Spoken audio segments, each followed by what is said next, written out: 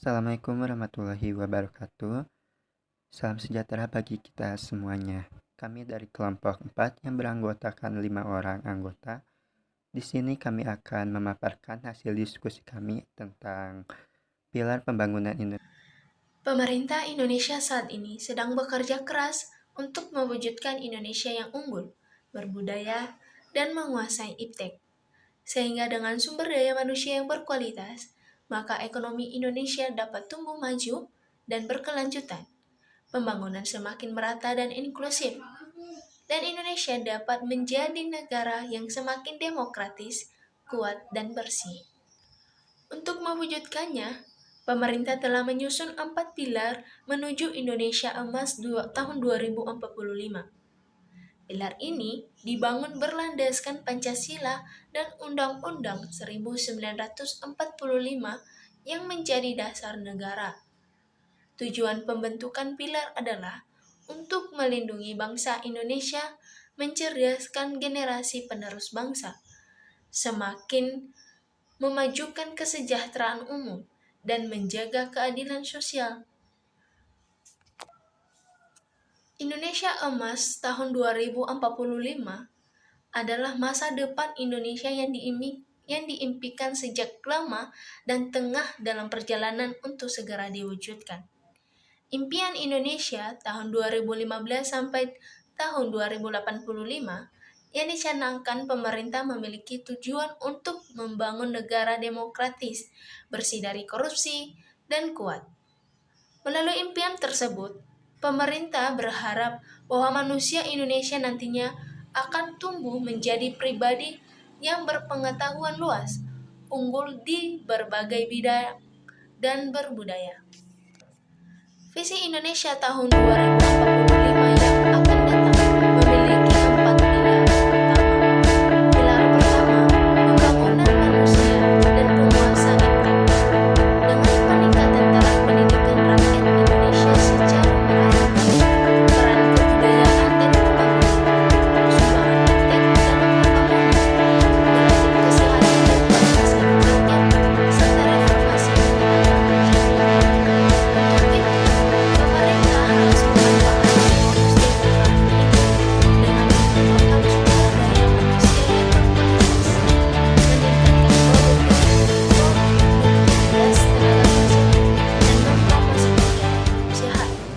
Pemerintah juga meningkatkan akses universal terhadap fasilitas dan asuransi kesehatan nasional, serta mendorong kemajuan teknologi kesehatan untuk menciptakan personalisasi medicine dan teknologi rekayasa genetika.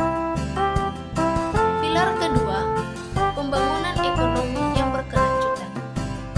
Melalui peningkatan investasi dan daya saing ekonomi, percepatan industri dan pariwisata, pembangunan ekonomi maritim, pemantapan ketahanan pangan, dan peningkatan kesejahteraan petani, peningkatan ketahanan energi dan air, serta komitmen terhadap lingkungan hidup.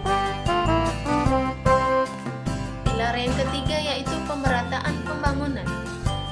Untuk mewujudkan hal tersebut, pilar ketiga ini berfokus pada percepatan. Selanjutnya yaitu pembangunan ekonomi berkelanjutan. Indonesia menjadi negara berkembang dan salah satu ekonomi terbesar di dunia, dengan digerakkan oleh investasi dan perdagangan, industri, pariwisata, maritim, dan jasa, serta didukung oleh infrastruktur yang andal dan ketahanan pangan, energi, dan air yang kuat. Selanjutnya akan kami bedah satu persatu yang membangun ekonomi di Indonesia. Yang pertama yaitu investasi dan perdagangan. Rasio FDI inflows terhadap PDB diperkirakan meningkat menjadi 4,5% pada tahun 2045 dengan meningkatkan daya saing ekspor serta inovasi dan teknologi dengan menggunakan strategi iklim investasi, yaitu penguatan sektor padat karya berorientasi ekspor, percepatan investasi pada sektor teknologi maju dan inovasi tinggi, serta investasi yang berkelanjutan dan perlindungan investasi di luar negeri. Menurut saya, untuk mewujudkan strategi tersebut perlu ditekankan mengenai NIB atau nomor induk berusaha, legalitas sertifikat kepada setiap pelaku kegiatan usaha dengan tujuan perizinan tunggal bagi kegiatan usaha dengan risiko rendah yang dilakukan oleh UMK. Yang kedua ada industri. Industri didorong menjadi bagian rantai nilai global dengan prioritas pada industri makanan dan minuman, tekstil dan pakaian jadi, otomotif, elektronik, serta kimia dan farmasi. Efisiensi industri nasional ditingkatkan bertahap dengan penerapan smart and sustainable manufacturing untuk mengantisipasi aging population, aktivitas perkotaan yang efisien, konektivitas dan pergerakan manusia, barang, jasa yang luas, serta kualitas lingkungan hidup yang lebih baik.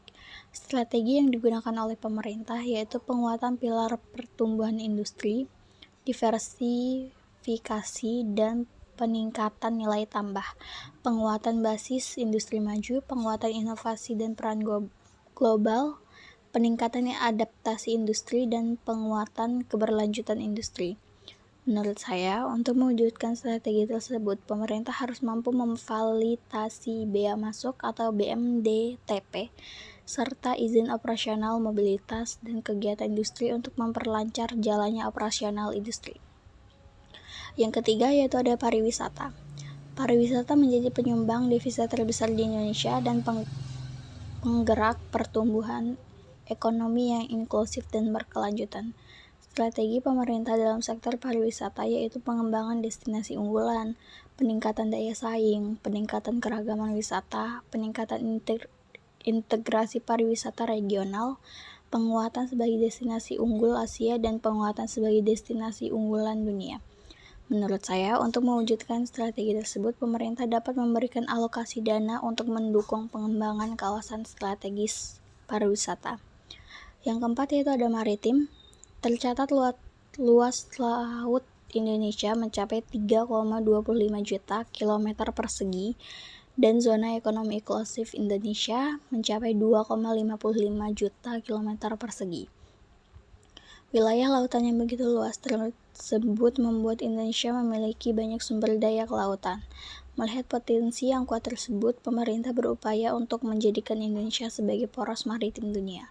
Dalam strategi pembangunan dalam sektor maritim ada 3, yaitu yang pertama, ekonomi maritim. Strateginya yaitu pembangunan konektivitas laut yang efisien dan efektif, serta industrialisasi perikanan yang berkelanjutan.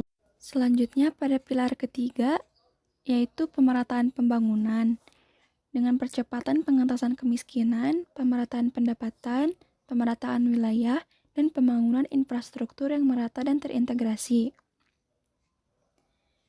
Indonesia merupakan sebuah negara kepulauan yang terbagi oleh pulau-pulau besar dan kecil. Bentuk wilayah Indonesia yang berupa kepulauan ini menyebabkan ketidakmerataan pembangunan yang terjadi di Indonesia selama ini.